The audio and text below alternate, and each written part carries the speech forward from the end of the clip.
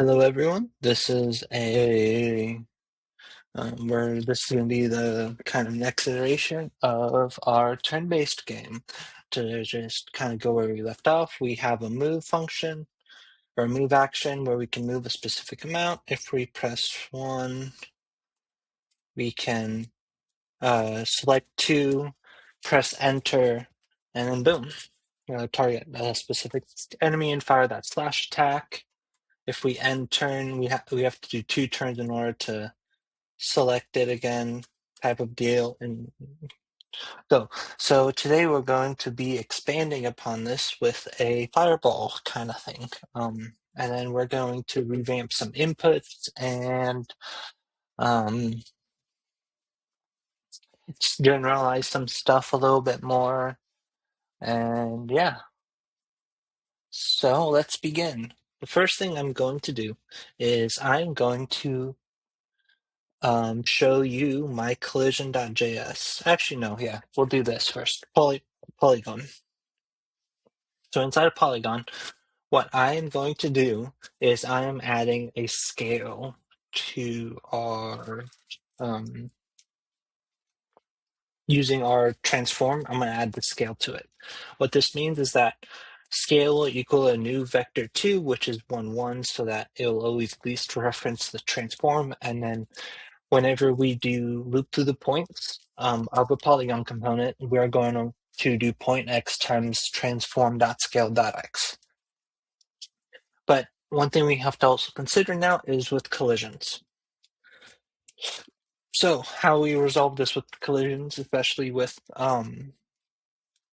transform, with our points now being updated. Well, what we're going to do is when we loop through our local point of polygon.points, we're going to get us our scale point first. So this means we're going to do local point dot element wise multiplication scale. And I will show you element wise multiplication. It is just multiplying the x with the x component, the y with the y component inside of this vector 2, inside of a new vector 2 that we will be returning.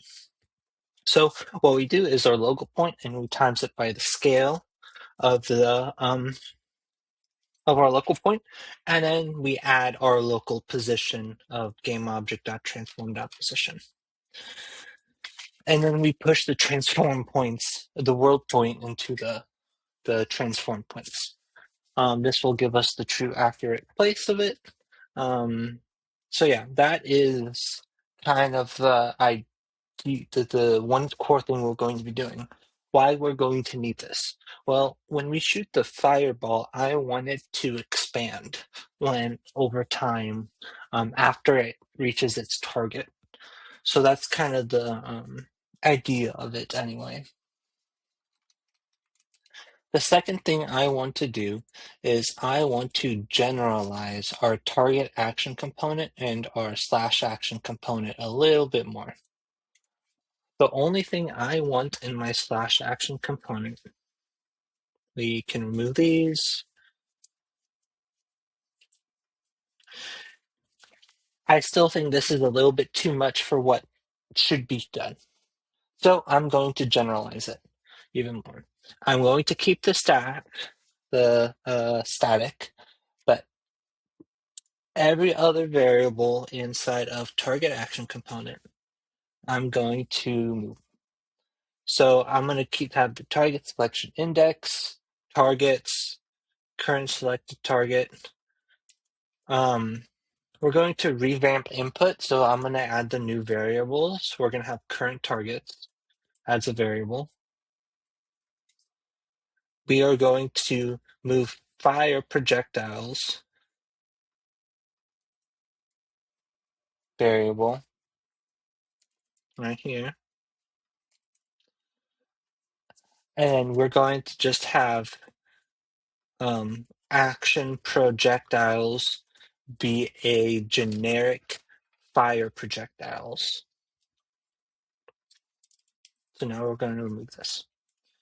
The next thing we're going to do is we will not be using, at least for slash projectiles, we'll not be using change selected enemy, select enemy, deselect enemy, and end execution. So we can just remove that right now. Next,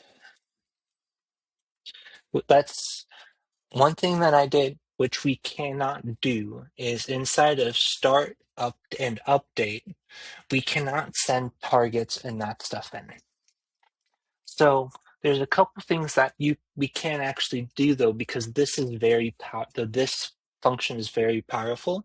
What we can do is inside of our slash action, we can say this.targets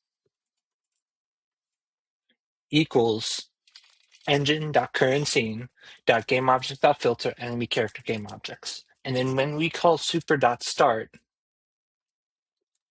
this is not referencing this game object. It is actually now going to be referencing the this of our slash action component that was called. So say for example, I say special print, and it will do console.log print slash action. And I do in here special print print target action. If I call super dot start, and inside of the super dot start, I call special print, it's going to be printing this special print console.log print slash action. So we can use that to our advantage heavily for a lot of this stuff now. I know it's a little confusing, but it should make sense as time continues. So now that we have our start logic done and our start logic done for this, now let's try and make the update as generic as possible. First, we need to actually have update, and we second need to call super.update. And there's going to be a lot of reasons why we're going to make this more generic that we will explore when we create the fireball, and it'll kind of tie everything in. So inside of our target action, there's actually a lot of stuff that we kind of want. The first thing is we want to basically have this, but instead of it being the specific slash projectiles, we'll just do action projectiles. And then we'll also have the logic of this as well. What we're going to do is we're basically moving out everything into there where where we set the action. If we haven't fired, we change the selected enemy by 1 or -1. If space is inputted, then we then deselect the enemy or select the enemy based on which one. But now we have this issue of the slash action component. And this is now where we can call this, because remember, we're referencing the slash action component with this. And then we can do .constructor. And then it'll give an error because max targets doesn't not exist in this function, but that's fine. It doesn't need to. So we can quick fix and we can ignore this error message.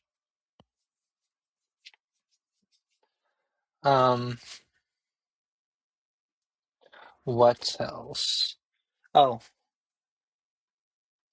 so now that we have this, we can kind of remove this because we don't need arrow left or space logic anymore inside of our update. The second thing is we need this if statement to now be generalized. Or not generalized, but we need this to go in here. So we shall do that. And then rather than referencing slash projectiles, we will reference action projectiles.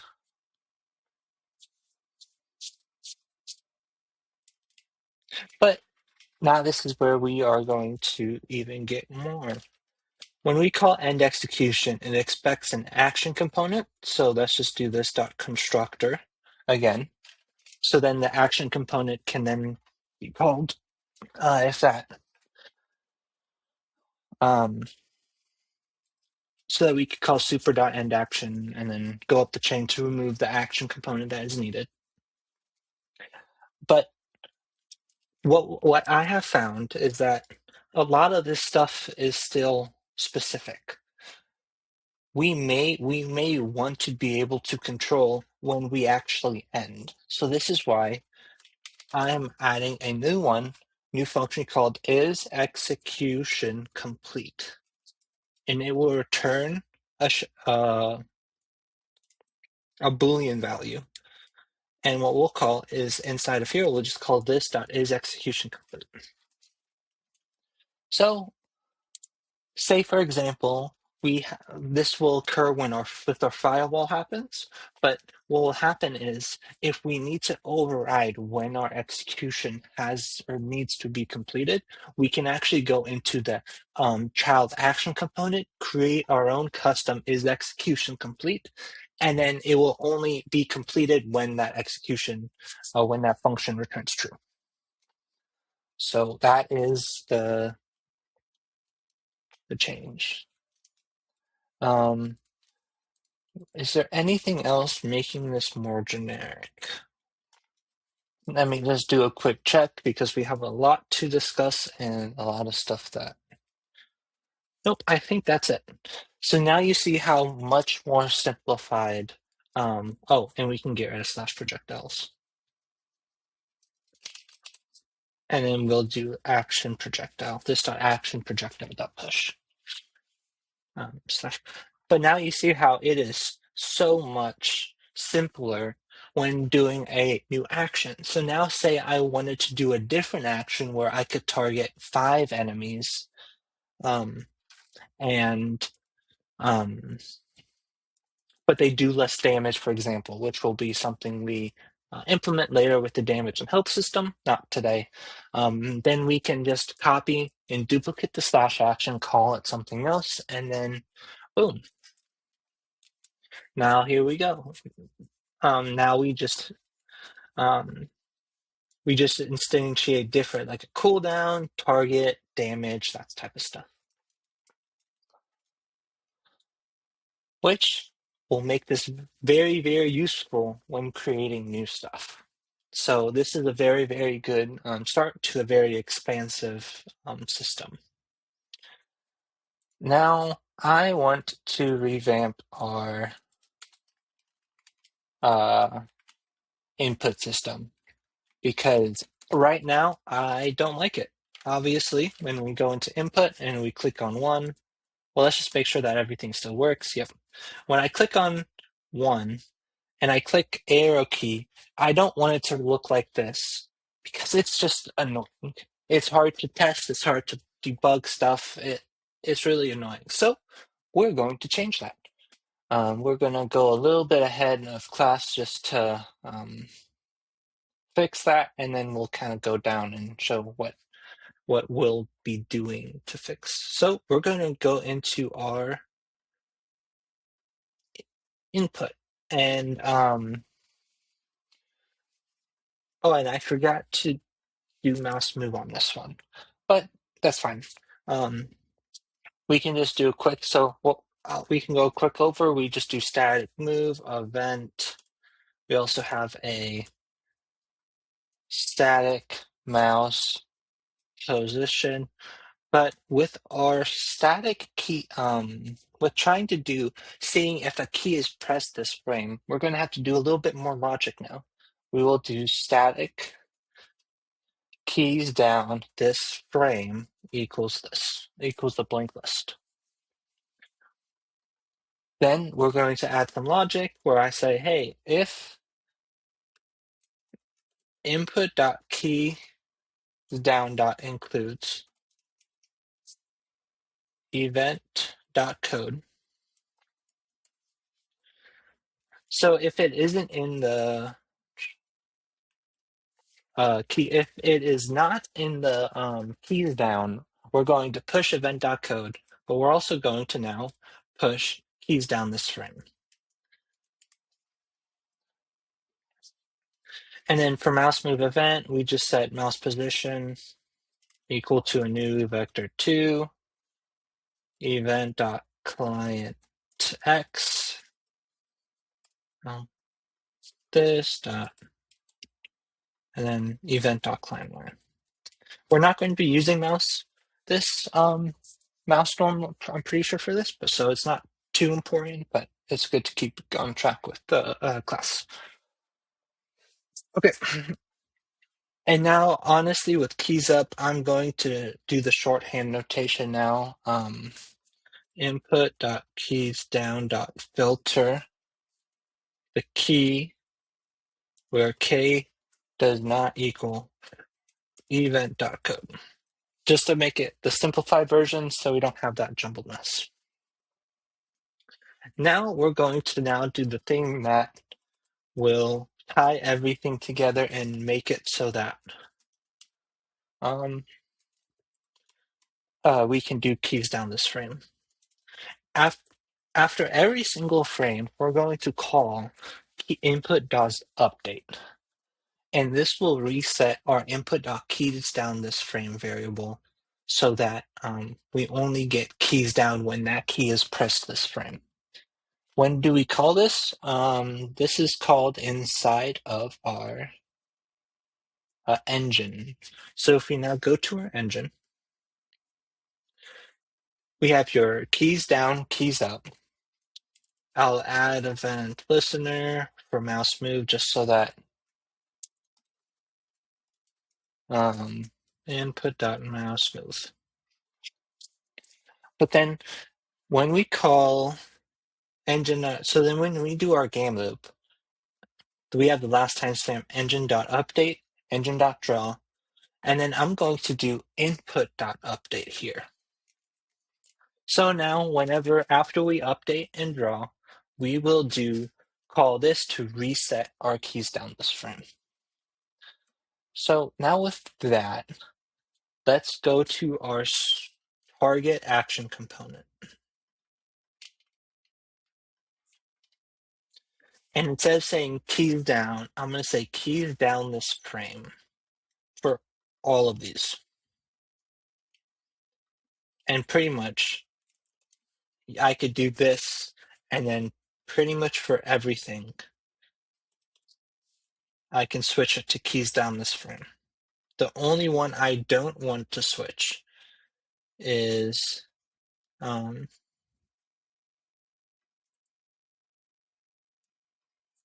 movement. Because we don't want someone to have to click the left arrow key every single frame. But now, if we run it, hopefully it still works. If I click 1 to target and I hold down, now you see I only moved 1. And now if I do it again, I'll do it again, and now I can actually control whichever one we want to do. So very nice, very useful for actually being a game. So now our input is good for right now. What else should we do before we do the fireball?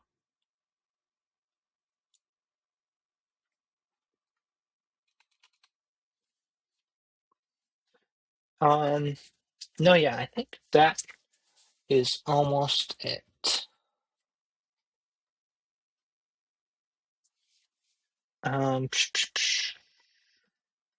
We can reset all this stuff now. Where should we go? We do also have a bug inside of our character component.js. So when we actually look at character component, we see that when we call input.keysDown, that includes E to end your turn, and if you have an active ability, you end the execution of the active ability. But when we end execution, of an active ability, we need to call the reference to the action class. So instead of doing action class equals this, we're going to refactor this. So if we control F, drop down, and we do this dot action class, and we remove this, now we have the reference to the latest action, which means that we can do this dot action class. And then now it will fix the bug where if we end our turn, um, if we end our turn mid ability, it will end the action relative to the action class that we have selected.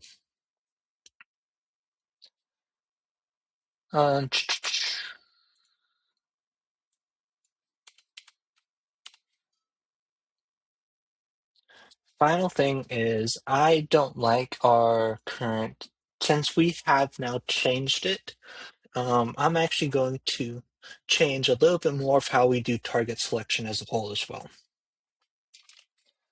It will, in my personal opinion, I think this will be a little bit smoother on how we do it. So we shall do it like this. We'll keep the change selected enemy, and then we'll also keep some of the stuff, but we will rework your spacebar and backspace. So what we'll do is, if you click space, what I'm thinking is we don't want someone to have to rotate and to deselect the enemy. We're going to have deselection and selection be two separate things, which means that we are going to do this where if the target is pressing space and this dot constructor, where is constructor? Oh, okay, and this dot constructor dot max targets is greater than this dot current targets dot length. We want to call this dot select enemy. Obviously, we have to re-add the ignore, but now we can get rid of this. And we can get rid of this as well because we're changing deselect enemy as well. But basically, if you click on space and this key down this frame, and this dot constructor dot max targets is greater than the length, we just want to select the enemy. If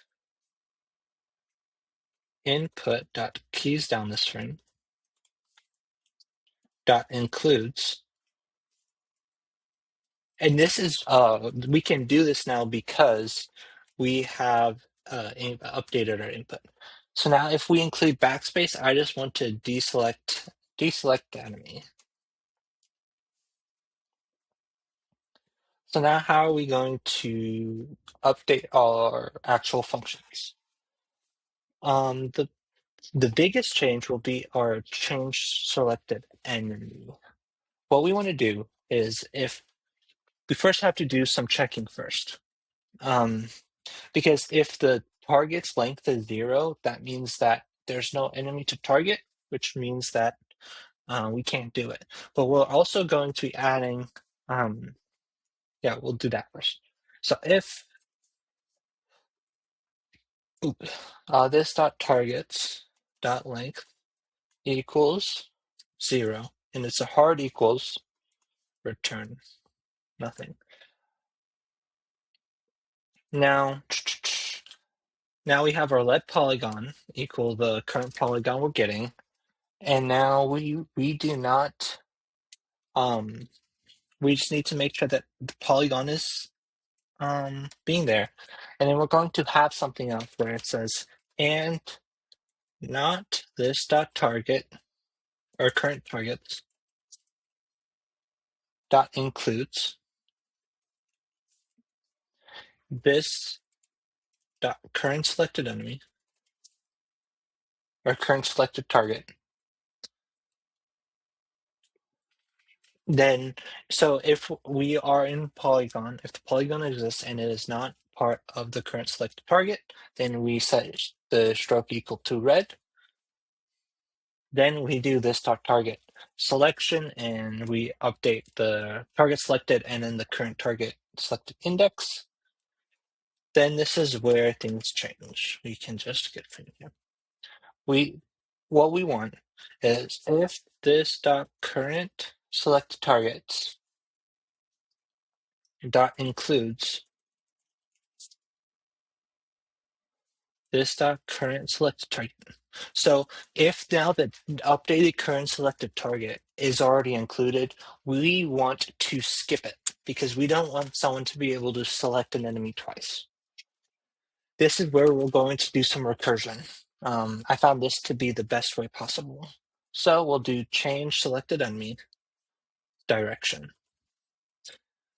Otherwise, if they are not part of there, then that means that the new polygon equals this dot current selected target dot get component polygon. If the new polygon, then you do new polygon dot stroke style equals yellow. But we also need to now account for what if every single enemy is already selected. This is where we will add a new variable called attempts, and we will initialize that to equal 0. When we do this recursion, we're going to do attempts plus 1, and there will be some sort of there's going to then be a new if statement here where we'll say, hey, if attempts is greater than this dot targets, the total targets we have dot length, that means everything is selected already, which means that we just need to return nothing. Okay, just to go over how we're going to do, how this is going to be working again, is that you change your selected enemy if the enemies that if the enemies in the targets list or the targets is length 0, that means there's no target to select. If the attempts is greater than the length of the enemies, then it just returns nothing because what's happening is that all of our enemies are already selected. Then we set the polygon component, and we set the current stroke style equal to red, so that it resets it back to the previous state. Then we update the target selection index and then the current selected target. And then if that current selected target is already included in the current targets, then we attempt to go to the next target by calling this again, but attempts plus 1. Otherwise, we update it to be the stroke style of yellow. I hope that makes sense. Now with selected enemies.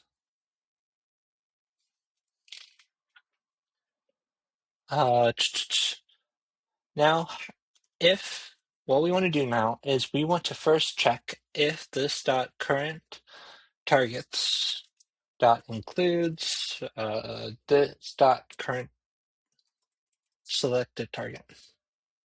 And if it does, we return nothing. Just another simple check to make sure that you don't select the same enemy twice. Then we want to update the polygon to equal this dot current selected target dot get component polygon. And then if polygon exists, which it should, but it will always be useful to check for this, we do polygon.stroke style equals yellow.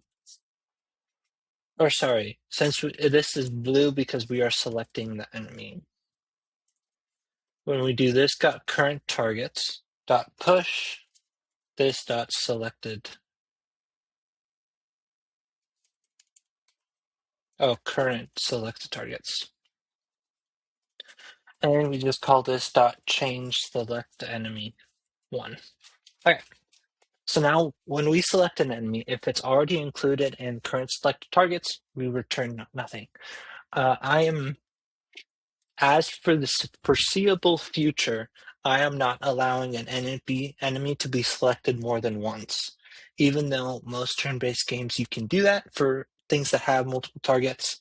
Honestly, I don't really know where to begin with that. and I don't know how to have a UI that shows how many times you've hit the target. It's probably doable. It's probably going to be something. If you want to explore this, you can. Um, you just have multiple instances of current target. So you would remove this, and then I just don't know how to visually display that. So that's why I am not going to do that just yet. Maybe in the future if somebody really wants it. But then what we do is we just get the polygon component, change it to blue if a polygon component exists, and then we push the current targets to the selected targets list, or we push the selected target into the current targets list, and then we change it so that you cannot obviously select them again. It forces you off that enemy. Finally, we get last selected. We want to then now select the last one. So when we click the backspace in this case to call deselect enemy, we want it so it removes the last added one. So we do current targets dot pop, and it will remove the last one and store that last one in this variable called last selected.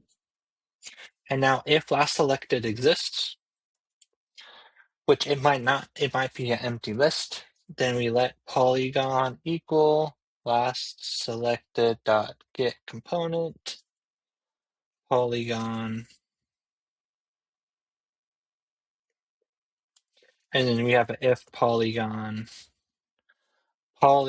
dot stroke style equals red, because now we're deselecting it. And pop does remove the the enemy or target from the list, and then we dot this dot change select enemy 0, so that you can actually it just updates it to make sure that nothing has changed. So now hopefully if we go into there, it still works. If I press 1 and I select you and you, and now if I go through, it's not going over the blue. I can't select another one because I have a max targets of 2. And then if I click backspace, it removes the last one, and that means I can add this one. And if I remove both, boom. So now we have a way more better targeting system for any component that now needs to be targeted. Again, you cannot target the same enemy twice. That might be something I will explore later, but otherwise I am not too worried. That is not, there's a lot of things that we can do prior to that that will be more valuable to the game. Oh, all right. So now that we have fully changed our inputs to something more valuable, the last thing I want to do is I want to, inside the character component and action component, I want to update something to make it a little bit more easier. So character component, action component. And inside of those, I am going to have inside the character component has a can pass turn variable.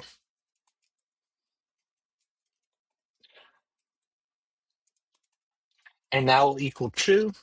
And basically, whenever you assign an ability and when we add it, this dot can pass turn equals false. I don't want someone to be able to pass their turn if an ability is going, because there can be a lot of how should I say use cases and niche cases and edge cases like that that can cause errors. So the way we will also adjust that is that inside of here we just have to make sure that and this dot can pass turn. This may be reductive because obviously an active ability shouldn't be existing if this dot can pass turn is true, but I'm going to leave it there just in case if something does happen as a kind of a catchnet. And the final thing is we need to be able to say when it's true. So act when active ability equals null and can pass turn. Again, this may be reductive, but I feel like with can pass turn, you have a little bit more control over what you can do. Okay, now let us create the next action component. So now starting from, let's make sure everything runs first before we start. Okay. And let's actually make sure that, again, everything works, and my turn.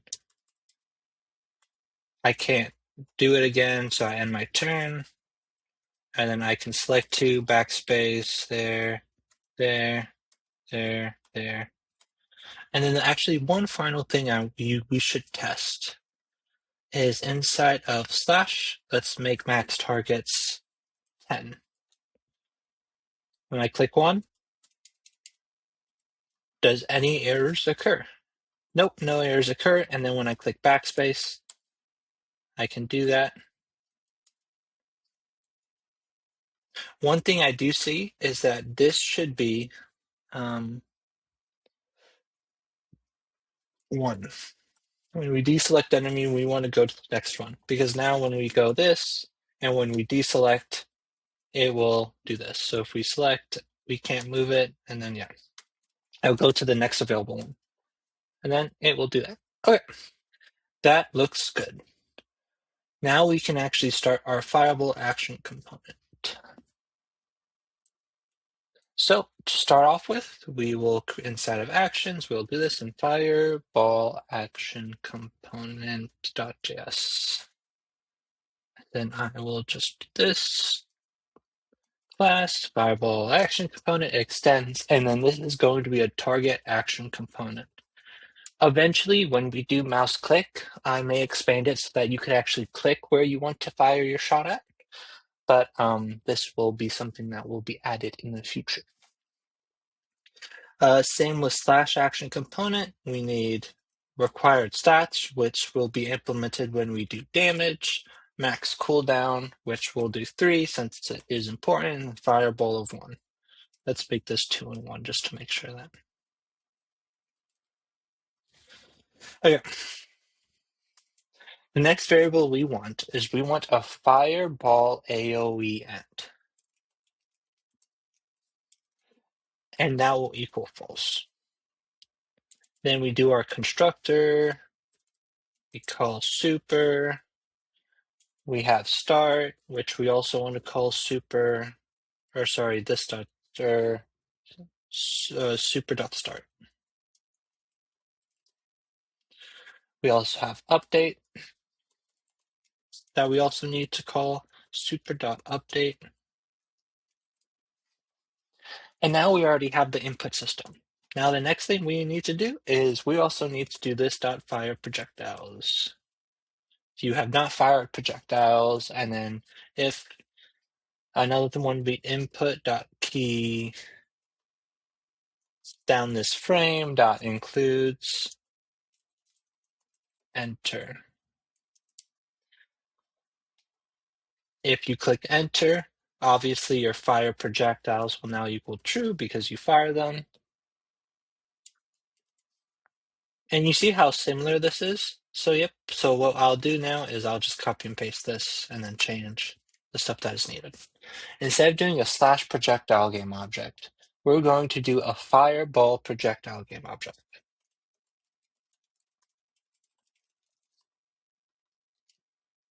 That means we need to create a new fireball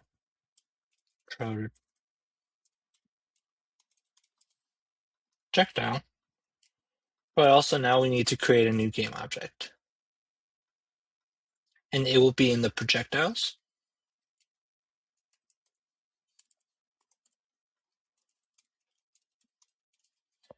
And then the fireball projectile game object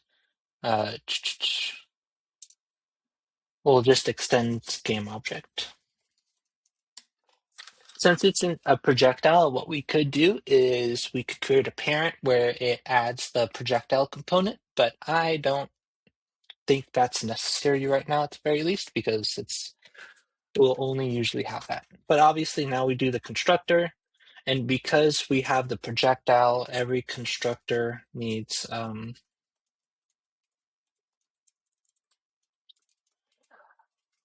for targets, we need the player, and then we need the target. Okay.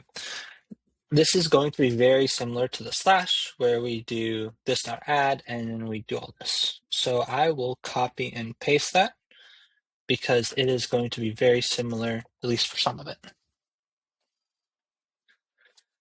The only thing major difference now is that we have a new polygon to make. I'm going to make like a, I don't know, like a spheroid-ish.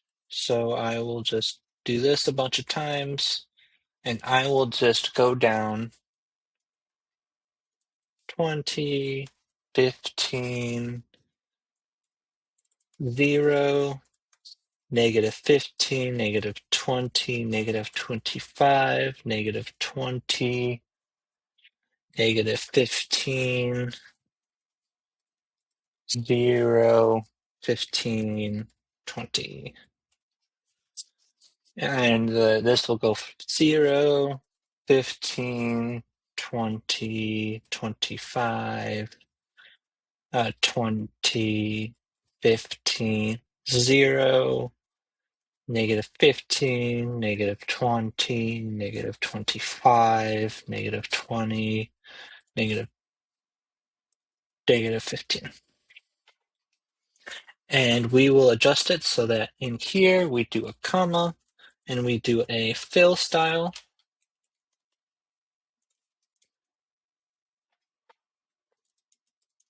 And that will be red. And then we'll do a stroke style, and that will be orange.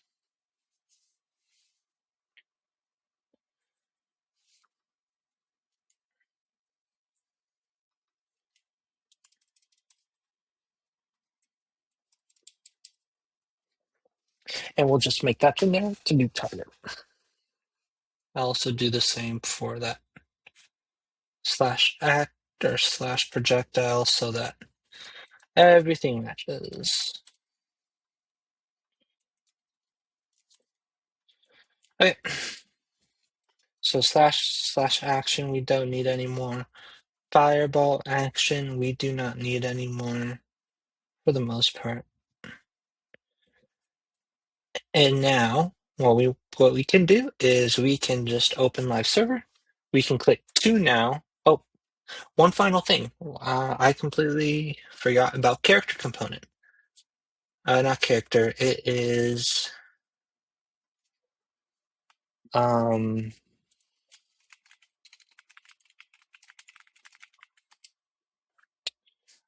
da, da, da. Yes, it is actually in the game object itself. So game objects, the player character square. Now we actually need to add it in the controller. So when digit 2 is pressed, we will do the fireball action component. And then we didn't add any of those, so we need to add them. This was a fireball action component needs to be added.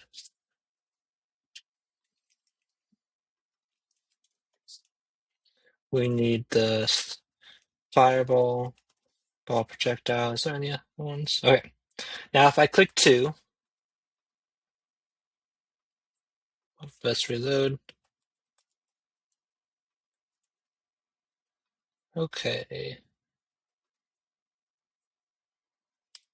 It does not like my 1 or 2.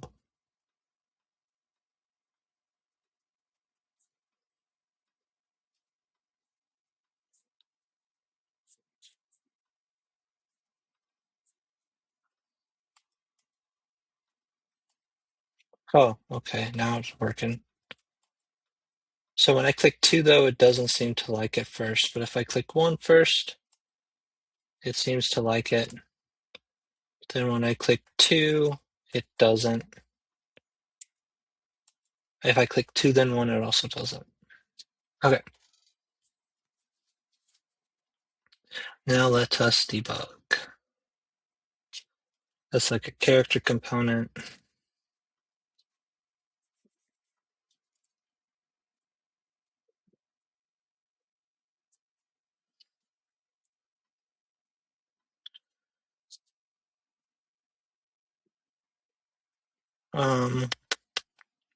Not character game object.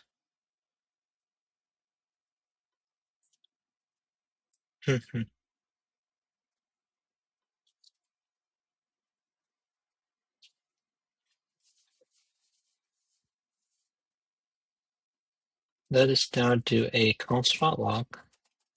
Let's say action should spawn. Now if I click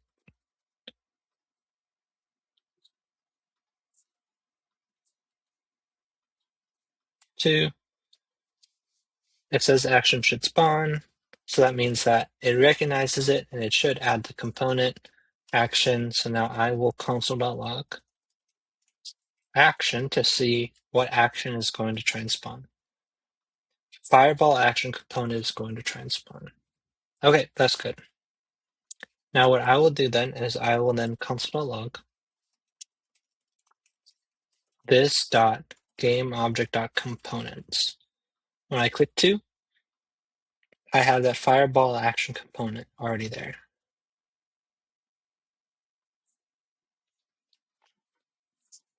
So let's check this.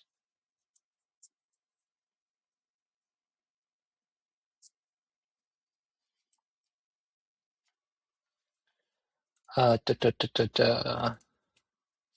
Oh, we forgot, or I forgot to do this dot target equals engine dot current scene. We can just go to the slash and we can copy and paste this. I forgot to establish the targets. That's why there's no enemy selection. So if we click on 2 now, we can actually select it. If I press space, I can't press space on anything else. Deselect would still work. And then if I do this, boom. Okay, that looks good. But there's a couple things that I want to change for the fireball projectile. Obviously, I don't want it to be fast as the slash. Well, not obviously. Personal preference.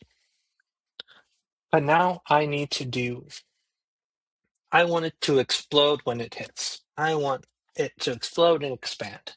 This means that we're going to need a new component variable. And I will call it fireball object component.js. Class this extends component. And what this will do is inside of constructor, we call super, we do the normal stuff, but on destroy, what I want to happen is I'm going to do game object.find turn manager game object, and let's make sure that that's actually yep, we didn't do that yet, so we will do that.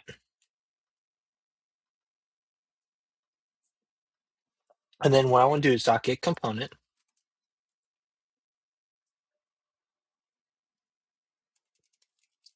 And then I'm going to do turn manager component. And then I'm going to get the current character selected. CURENT character, because in the turn manager component, I have the current character. And then I'm going to get their component.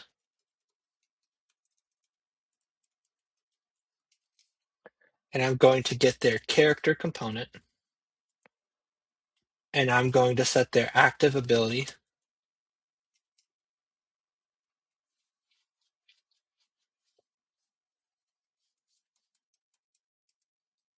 Act. Well, I don't actually, let's not do that just yet.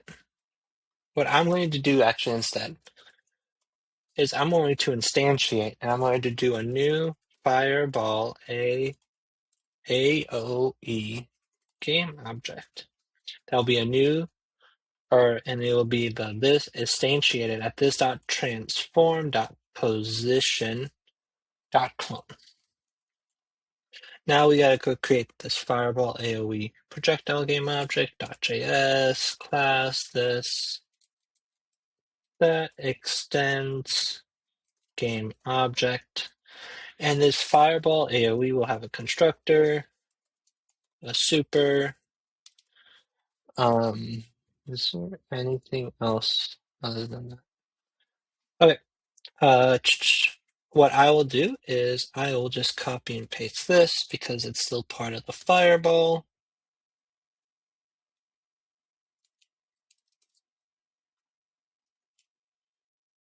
AOE game object, new, red, orange. And then we're going to need two components. This dot add component. We're going to create a very generic expansion component, which will have two variables called scale ratio and some sort of duration. Again, we want reusability, and I will just put in the variables that I found to be good. And there's many ways you can do scale. You can do a linear scale. There's a lot of ways you can do this one. So experiment with what you want. But for expansion component, I am going to, where is that? Okay, I'm going to do class extends, and you just extend component. You have your scale rate. Did I do rate or ratio? I think I did ratio in there. Yeah, scale rate and then duration. And then you have a time equals 0. And then you have the constructor, which is called super. And then you have your update, which is the most important. And this dot time plus equals time dot delta time. If this dot time is less than this dot duration,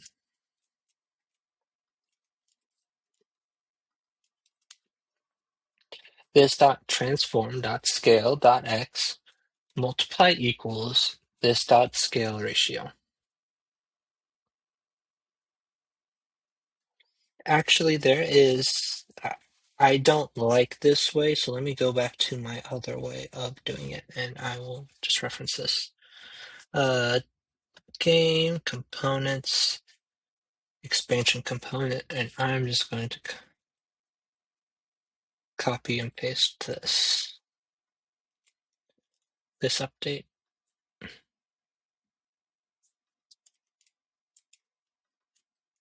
And I'll explain it here.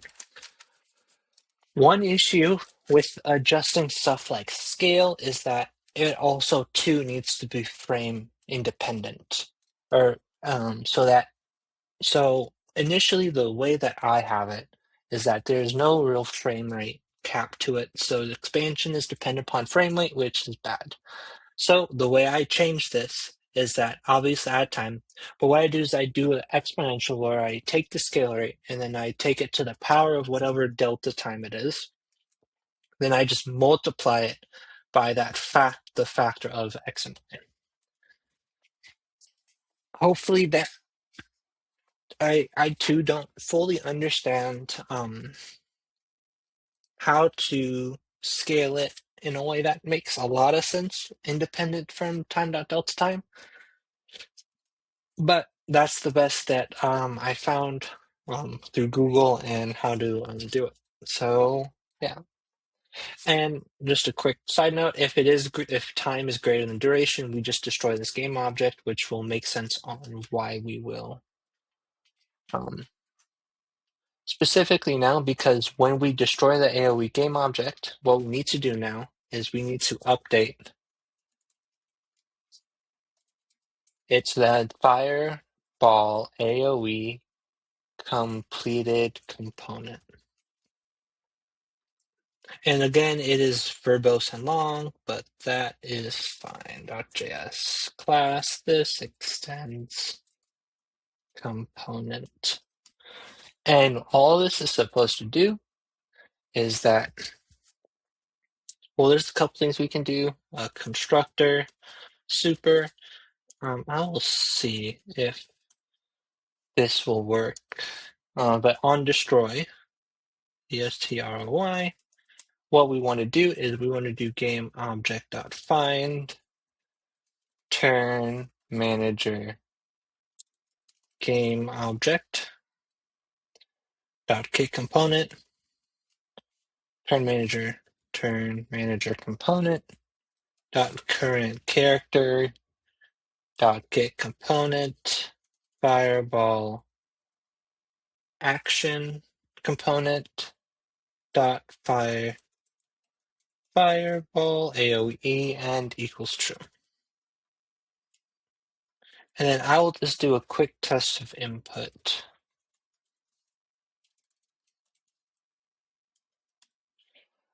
Console.log collisions.in collision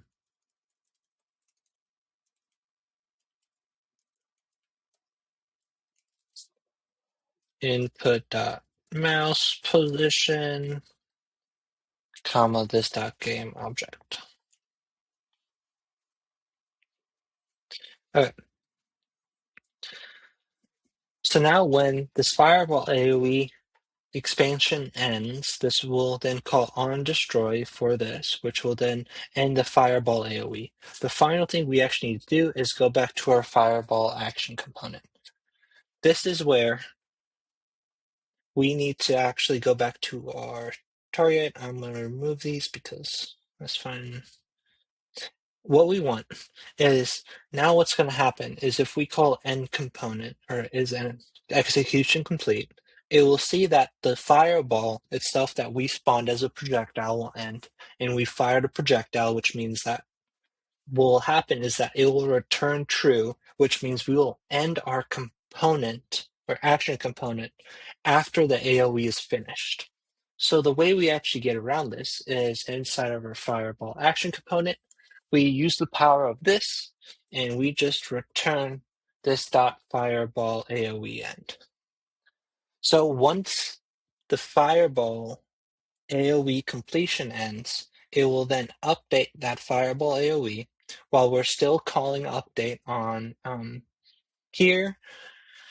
And then what happen is that when we go into super.update, it will go, we'll do this, we'll filter all this stuff.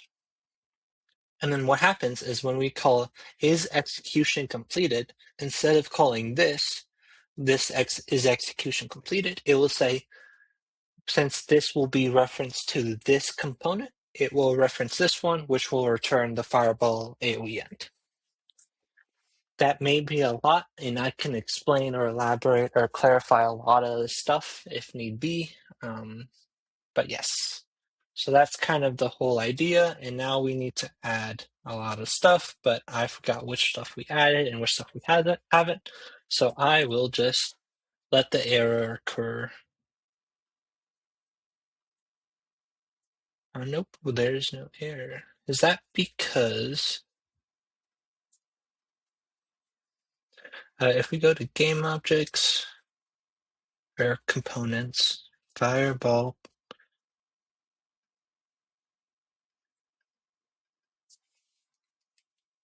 there, we need to go into there.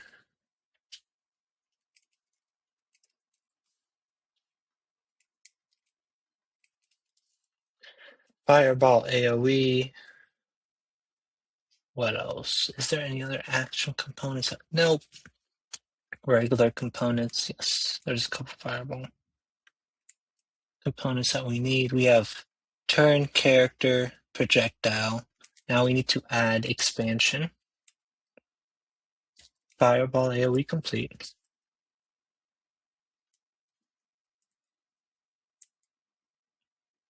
And then fireball object component. And then inside of game objects, we have the turn indicator character. Inside of projectiles, we have, yep, okay, now let's see.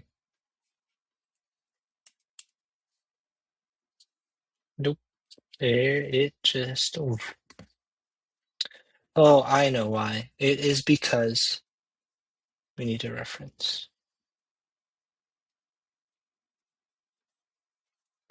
Inside of, when we call expansion component, there is this different variables that I used for this. So then when we call the expansion component, we need to just update those variables. Okay. Now I click 2. It still just instantly deletes, but no, none of that. Hmm, hmm, hmm. Let's see this fireball object component.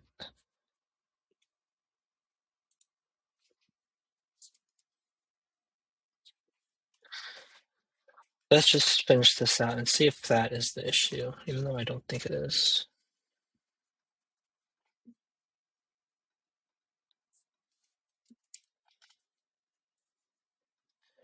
I just don't understand why there is no error. Because input doesn't work now. None of that stuff works.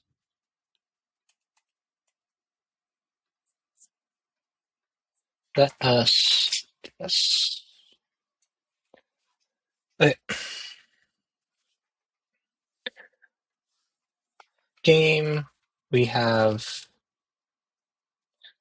character, ability cooldown, turn manager, turn indicator, enemy, basic and fast, 2 players, the slash, the fireball projectile, and the fireball AoE.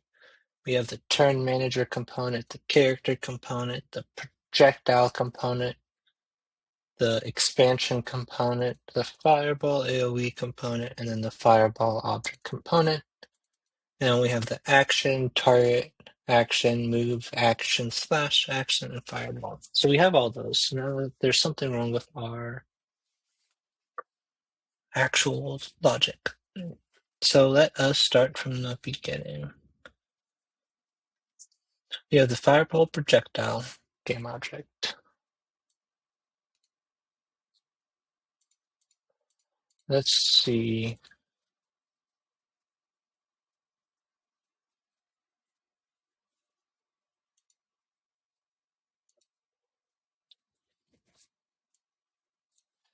And it is, oh, we never added the this dot add component, new fireball object component.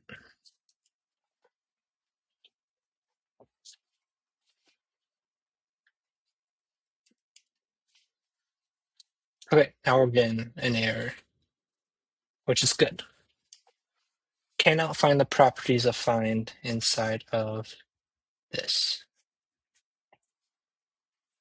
Let's make sure that our game object works. So inside of engine, game object, find static name, engine.currency.game object. It needs to be game objects.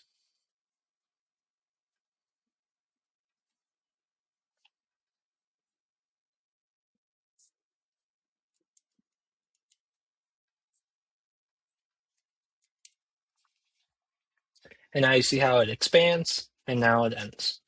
And now if we can now do our slash attack as well this turn because there's no limit, but we cannot do that. So now if we end, and now we try and do our fireball again, we can't, but we can do our slash again.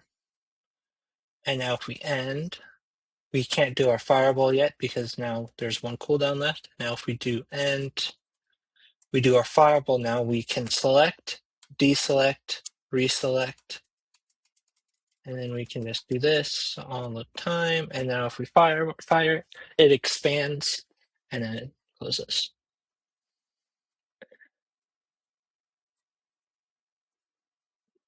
Now I'm going to now remove a character component, just console.log, and I am going to try and see if collisions work now with the expansion of our. So I'm going to click 2, I'm going to fire it. Okay, let's look at the fireball, AoE.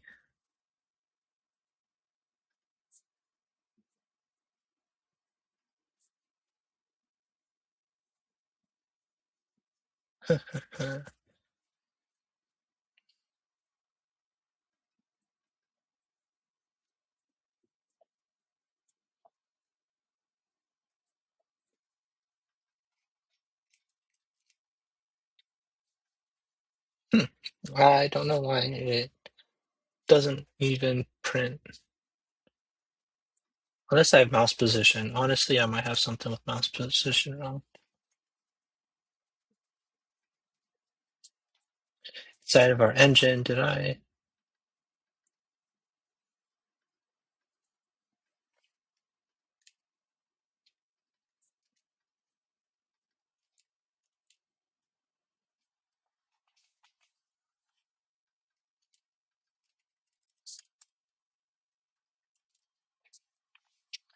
Let me just double check this. Mouse position inside of LINTX. Yeah. Huh.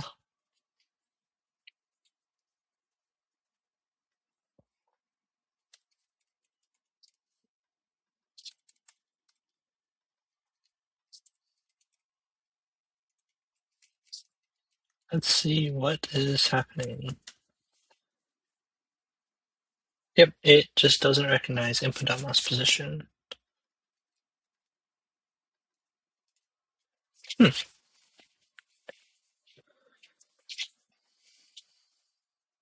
Oh, it's because of this.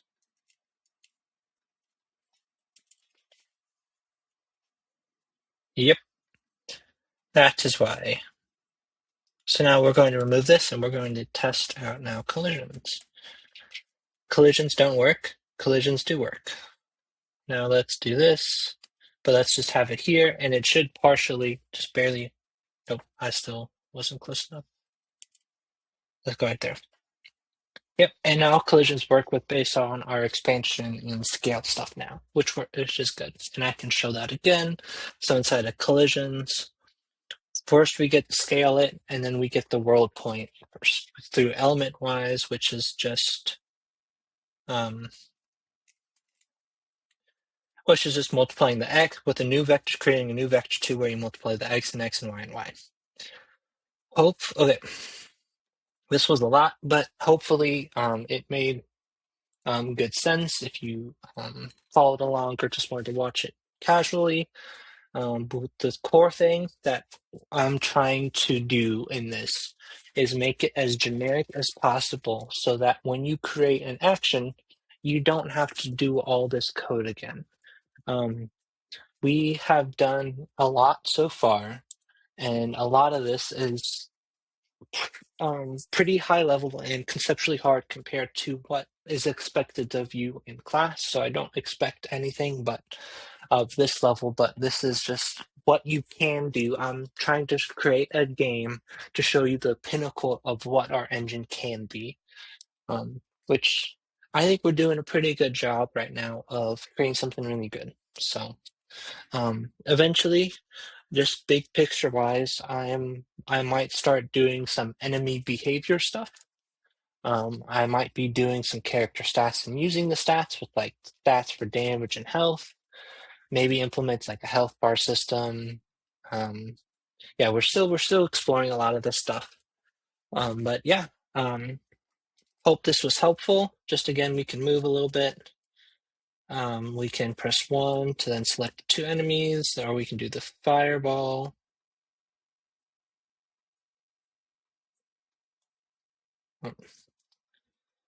Yep, so we can do that. Then we can move. Then we can do our fireball. And then we can't end our turn until the fireball is completed. And I can show that again. So I can't move.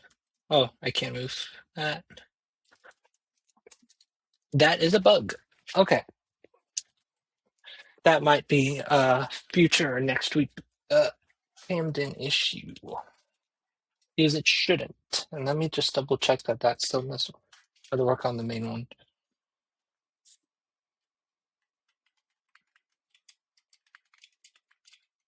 If it is an issue on the main one as well. I think it is simple as this. So I think the issue is when we do the expansion help, it is when we do the fireball object component. I think it's this that causes it. Because we don't want to set the active ability to null just yet.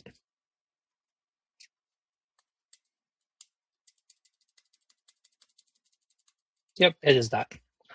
So yep, just comment out this in fireball object component, and then that will solve that issue. Hopefully you have a good one. Again, this was a lot. But if you have any questions, comments, concerns, please don't be afraid to email me or ask me during or after class.